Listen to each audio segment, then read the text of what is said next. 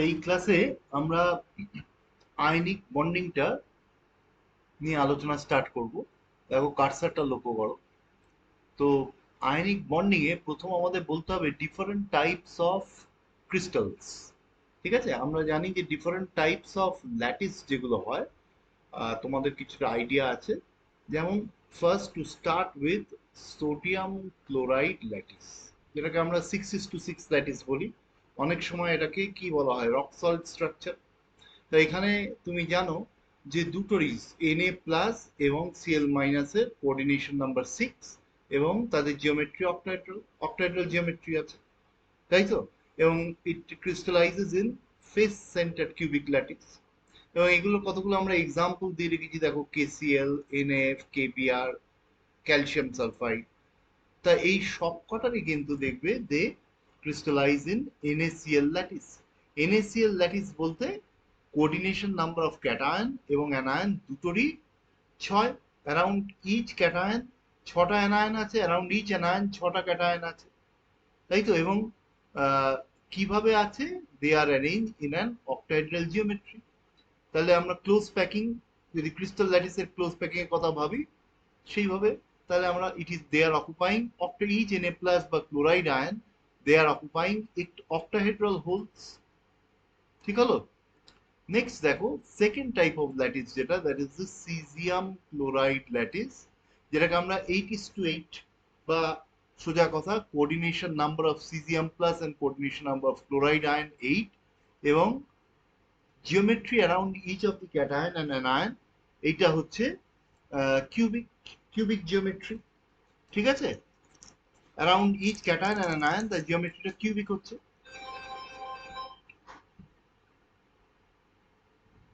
হলো? Third type of lattice, দেখো zinc blend বা উডজাইট ল্যাটিস। ঠিক আছে, জিঙ্ক ব্লেন্ড এবং উডজাইট দুটোই জিঙ্ক সালফাইড, দেখবে it crystallises in zinc blende or wurtzite lattice. এবং সেখানে coordination number of Zn2+ sulphide ion দুটোই কিন্তু 4।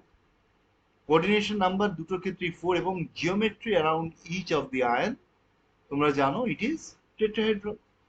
এবং দেখো এই ধরনের ল্যাটিস অ্যালুমিনিয়াম নাইট্রাইড কিংবা ক্যাডমিয়াম সালফাইড, এই ধরনের lattice they can assume this type of lattice, যেখানে আমরা বলতে চাইছি যে দে occupy octahedral hole, sorry, tetrahedral holes created by counter ions.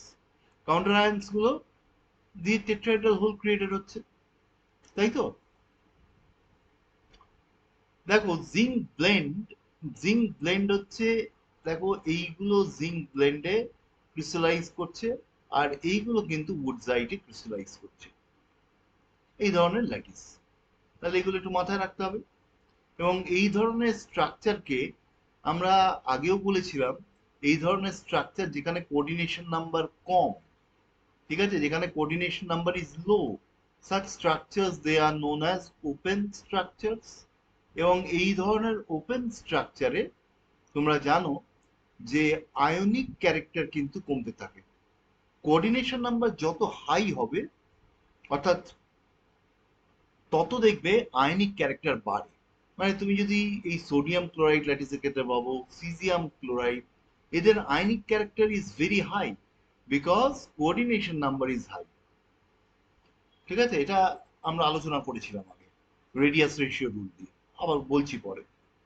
Next চলে আসছি the fourth type of lattice, that is the wurtzite lattice, sorry, fluoride lattice.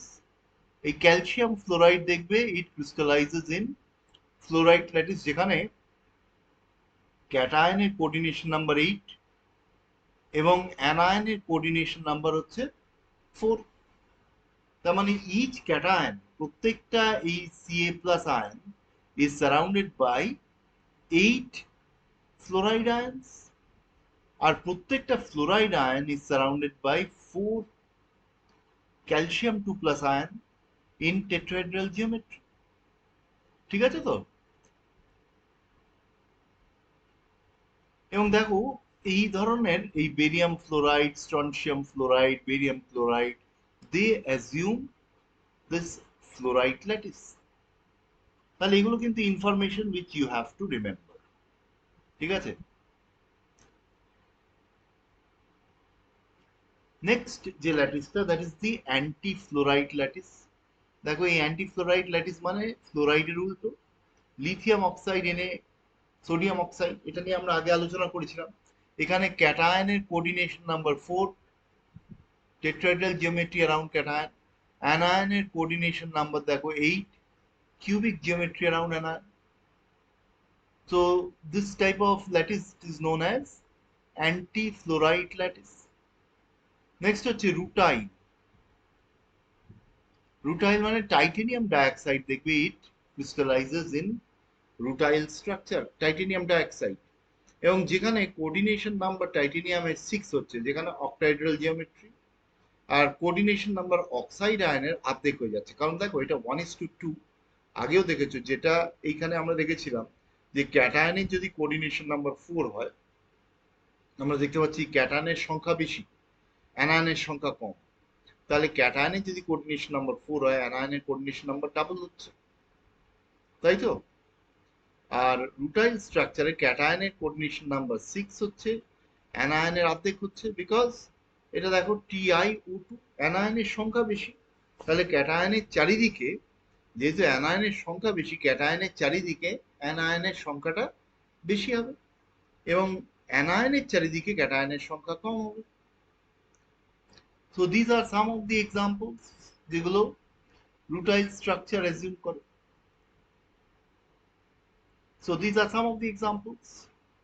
দেখো পরের স্ট্রাকচারটা cristobalite structure assume by silicon dioxide, যেখানে ক্যাটায়নের কোঅর্ডিনেশন নাম্বার 4, টেট্রাহেড্রাল জিওমেট্রি, অ্যানায়নের দেখো linear geometry, অর্ধেক হচ্ছে, ঠিক আছে? So this are some of the important structures.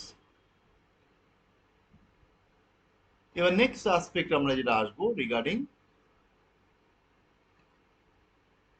আচ্ছা আরো দুটো স্ট্রাকচার বলি, সেটা হচ্ছে ReO3, রিনিয়াম ট্রাইঅক্সাইড ল্যাটিস।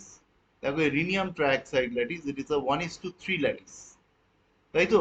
যেখানে কোঅর্ডিনেশন নাম্বার, তুমি বুঝতে পারছো অ্যানায়নের সংখ্যা বেশি, তাহলে ক্যাটায়নের কোঅর্ডিনেশন নাম্বার যা হবে অ্যানায়নের 1/3 হবে। ক্যাটায়নের কোঅর্ডিনেশন নাম্বার যা হচ্ছে, ক্যাটায়নের কোঅর্ডিনেশন নাম্বার এখানে বলছে দেখো 6, তাহলে অ্যানায়নের কোঅর্ডিনেশন নাম্বার 2 হচ্ছে, লিনিয়ার জিওমেট্রি। দেখো some of the examples, tungsten oxide আছে trioxide, aluminium trifluoride FeF3। Corundum, corundum হচ্ছে A2B3, এটা আমার একটু লিখতে ভুল হয়ে গেছে, this is A2B3 lattice, A2B3 lattice, ঠিক আছে? দিস ইজ A2B3 ল্যাটিস, যেমন এই আলফা অ্যালুমিনা। সো এইখানে দেখো কোঅর্ডিনেশন নাম্বার ক্যাটায়ন হচ্ছে 6, average coordination number of anion হচ্ছে 4। So these are examples of corundum structure. হলো? এবার নেক্সট আমরা চলে আসব, আমরা কতগুলো সিম্পল স্ট্রাকচার দেখলাম, নেক্সট আমরা চলে আসব regarding the expression of lattice energy. দেখো ল্যাটিস এনার্জি এক্সপ্রেশনে আমরা ফার্স্ট আলোচনায় আসছি, that is the bond-land equation. দেখো এই বন্ড-ল্যান্ড ইকুয়েশন, এবং এই বন্ড-ল্যান্ড ইকুয়েশন তোমরা জানো যে এটা খুব ভালো মতো তোমাদের জানা আছে, যে দেখো এই ল্যাটিস এনার্জি AU0 যেটা, this is the expression and it is expressed in kilojoule mole inverse. দেখো there is a negative sign here, negative সাইনটি ইম্পর্টেন্ট, কারণ আমরা জানি যে that is the energy released during the formation of the lattice। এবং তোমরা জানো যে এখানে দেখো Na,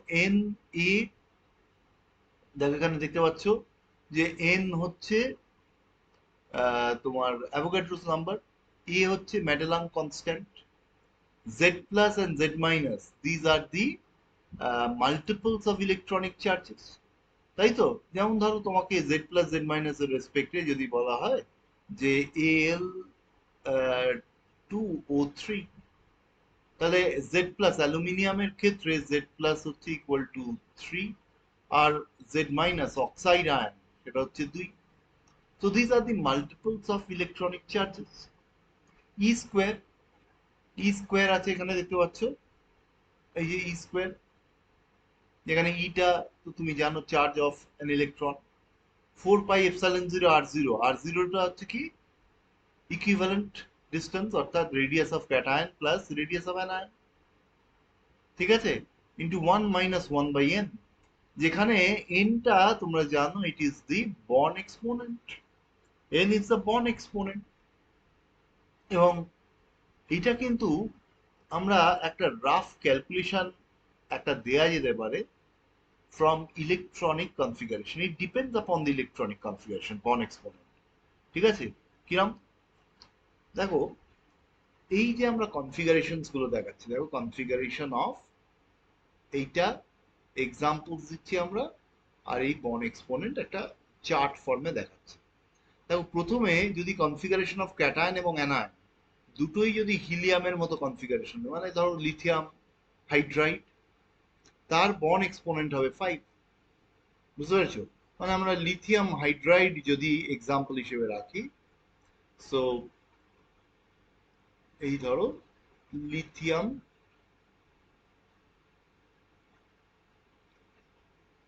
লিথিয়াম হাইড্রাইড, তার বর্ন এক্সপোনেন্ট হবে 5। এটা তোমাকে পরীক্ষার পারপাসে, মানে জ্যাম পরীক্ষার জন্য একটু মনে রাখতে পারলে ভালো হয়। দ্বিতীয়টা দেখো যদি ক্যাটায়ন এবং অ্যানায়ন দুটোরই কনফিগারেশন নিয়নের মতো হয়, যেমন ধরো ক্যাটায়নের এক্সাম্পল তুমি দিচ্ছ Na+, দেখো পাশে Na+ আছে, Mg2+ আছে। অ্যানায়নের এক্সাম্পল বলছি ফ্লোরাইড বা অক্সাইড, তাদের বলছে দেখো বর্ন এক্সপোনেন্ট 7 হবে, বুঝতে পেরেছো? তাহলে তাদের বর্ন এক্সপোনেন্টের ভ্যালু 7 হবে। তার মানে আমরা দেখতে পাচ্ছি পরিষ্কার যে Na+, মানে আমি বলতে চাইছি এরকম, ধরো তোমার এটা যেমন আমরা বললাম আগেরটা যেমন বললাম লিথিয়াম হাইড্রাইড, এখানে আমরা বলতে পারি দেখো সোডিয়াম, মেবি সোডিয়াম ফ্লোরাইড, কিংবা ধরো ম্যাগনেসিয়াম অক্সাইড। এদের ক্ষেত্রে আমরা নিশ্চয়ই বলতে পারি যে বর্ন এক্সপোনেন্ট দুটো কম্পাউন্ডেরই বর্ন এক্সপোনেন্ট উইল বি 7, বুঝতে পারছো? ঠিক একইভাবে নেক্সট বলছে যদি কনফিগারেশন আর্গন আর্গন হয়, অথবা দেখো, অথবা এই আর্গন আর্গন হচ্ছে, অথবা 3d10 আর্গন। দেখো আর্গন আর্গন মানে পটাশিয়াম, ক্যালসিয়াম 2+, এগুলো হচ্ছে ক্যাটায়নের জন্য। অ্যানায়নের জন্য আর্গনের কনফিগারেশন কি, ক্লোরাইড বা সালফাইড। তাহলে এইটার এক্সাম্পল আমরা নিশ্চয়ই বলতে পারি দেখো পটাশিয়াম ক্লোরাইড। কেসিএল এর আমরা বলতে পারবো যে দেখো কেসিএল তার বর্ন এক্সপোনেন্ট উইল বি 9, কিংবা ধরো ক্যালসিয়াম ক্লোরাইড তার বর্ন এক্সপোনেন্ট 9 হবে, কিংবা মেবি ক্যালসিয়াম সালফাইড তার বর্ন এক্সপোনেন্ট 9 হবে। ইভেন দেখো এই D10, তুমি যে D10 কনফিগারেশন ওয়ালাটা দেখো, এই D10 3d10 আর্গন, দেখো 3d10 হচ্ছে কপার। তার মানে আমরা দেখতে পাচ্ছি দেখো কিউপ্রাস আর কি, CuCl কিংবা CuS, এদের বর্ন এক্সপোনেন্ট ভ্যালু আমরা বুঝতে পারছি 9 হবে। নেক্সট পয়েন্টটা দেখো, পয়েন্টটা হচ্ছে দেখো এই যদি আমরা দেখি ক্রিপ্টন, মানে ক্যাটায়নের কনফিগারেশন ক্রিপ্টন, অ্যানায়নের কনফিগারেশনও ক্রিপ্টনের মতো, কিংবা 4d10 ক্রিপ্টন, ক্যাটায়নটা 4d10 যদি থাকে ক্রিপ্টন, তাহলে বলছে দেখো যেমন rubidium plus strontium 2+, bromide selenide, এগুলো বলছে বর্ন এক্সপোনেন্ট 10 হবে। কিংবা 4d10 যদি হয় দেখো silver.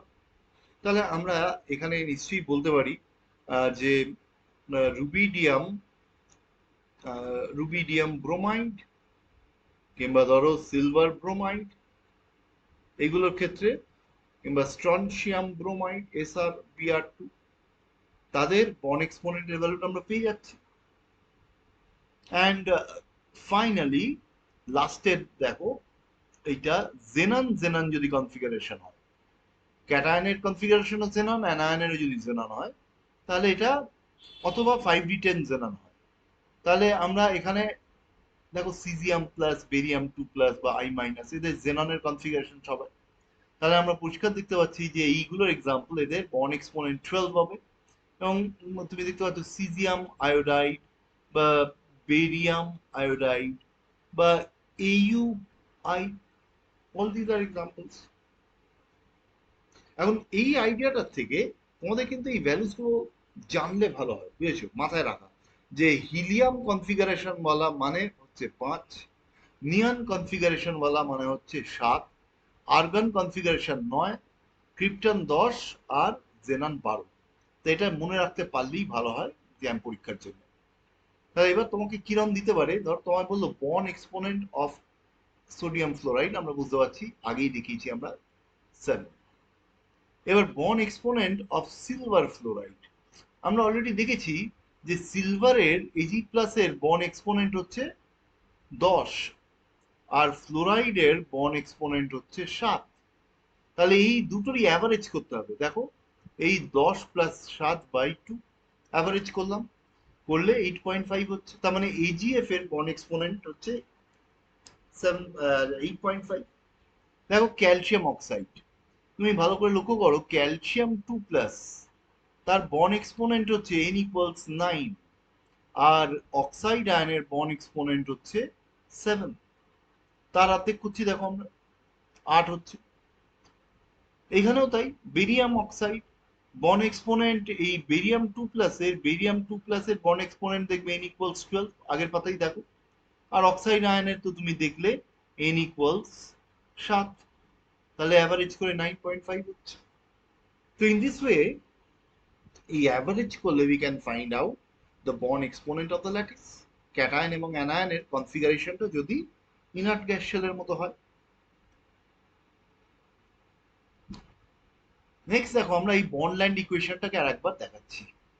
Late us write down the Born Lande equation once again. আমরা দেখো এই বন্ডল্যান্ড ইকুয়েশনটা আরেকবার লিখেছি, কিন্তু এই বন্ডল্যান্ড ইকুয়েশনটা আমরা আরেকবার লিখেছি, যেখানে আমরা বলছি যে ইউটা এই ল্যাটিস এনার্জি, এটা হচ্ছে -n(a0z+z) - e²4πε0r01 - 1/n।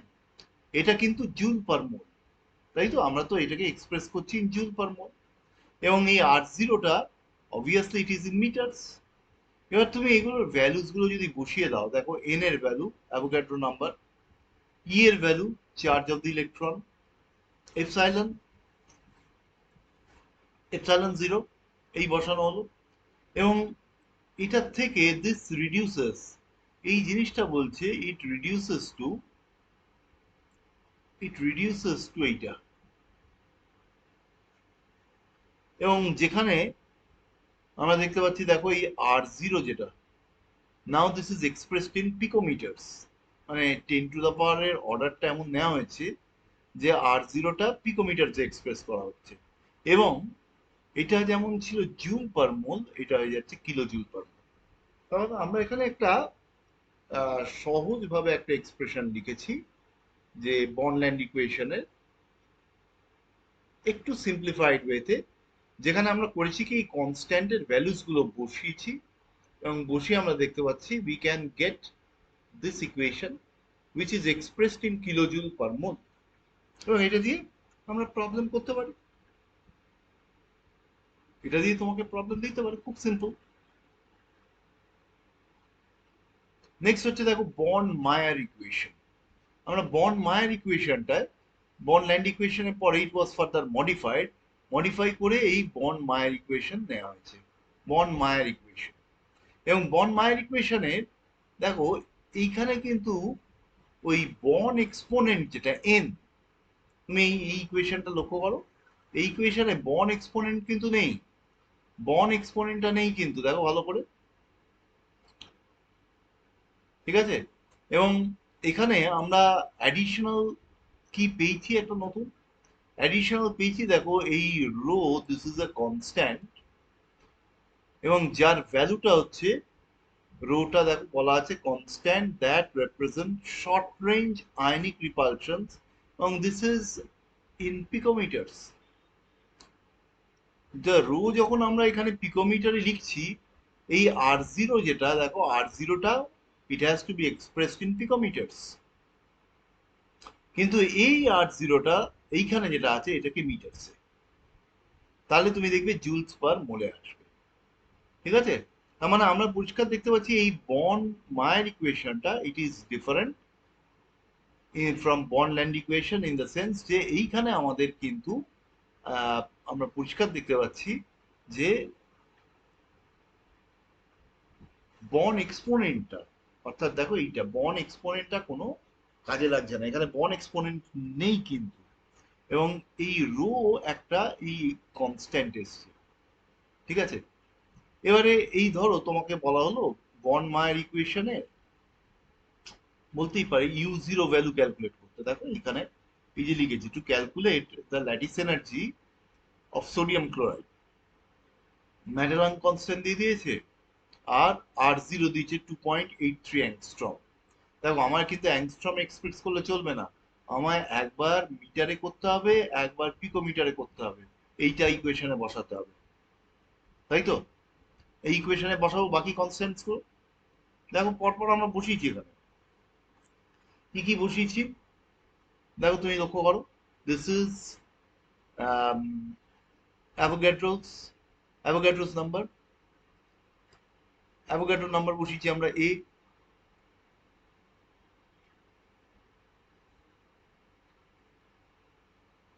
এ না এটা এন, সরি, অ্যাভোগাড্রো নাম্বার আমরা এন দিয়ে রিপ্রেজেন্ট করেছিলাম, এন।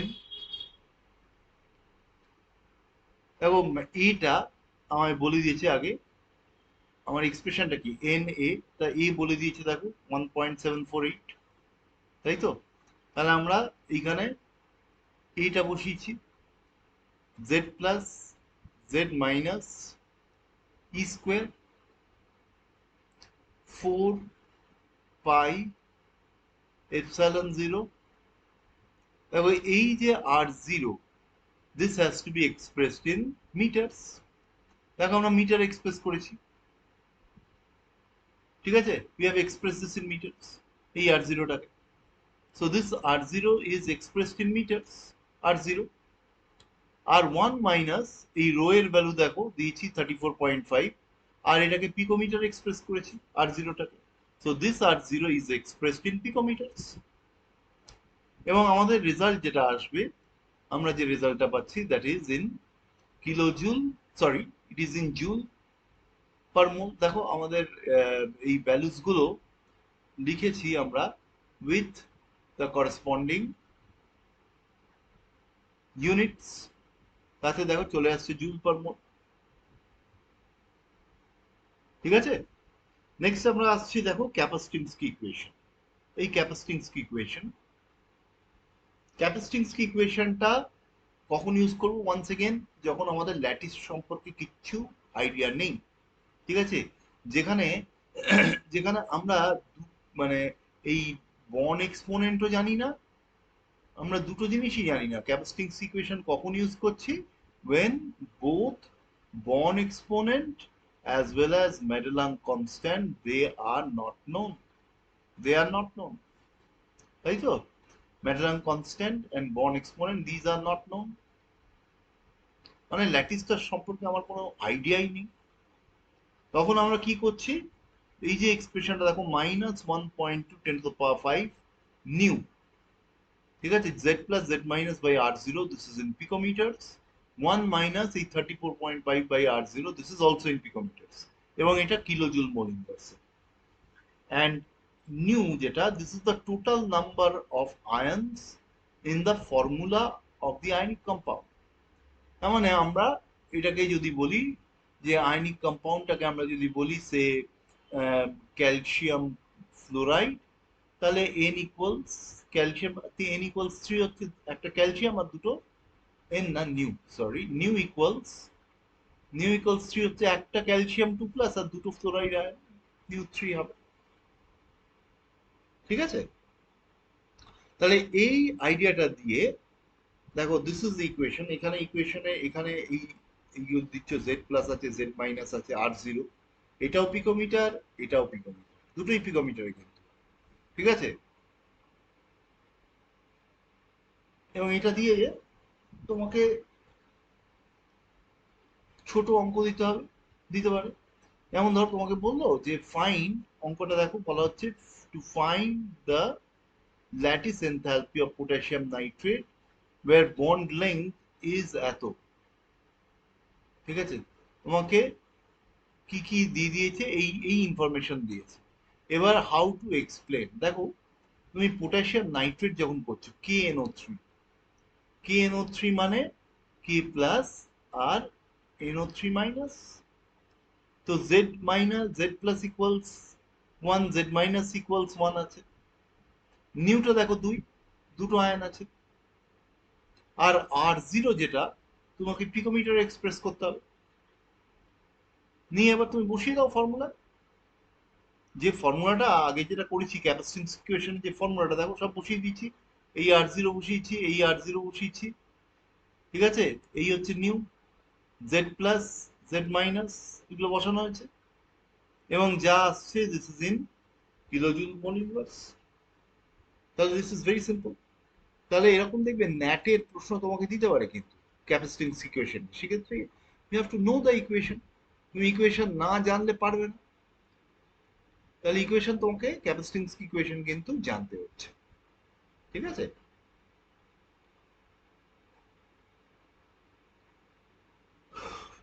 তাহলে এই পিডিএফটা আমি তোমাদের পাঠিয়ে দিচ্ছি। আহ, এইটার উপর বেস করে এটা পিডিএফটা তোমরা পেয়ে গেলে ভালোভাবে একবার লিখে নেবে জিনিসটা। ঠিক আছে, লিখে করবে। তারপর এটার থেকে আমি কোয়েশ্চেন্স আলোচনা করবো পরের ক্লাসে।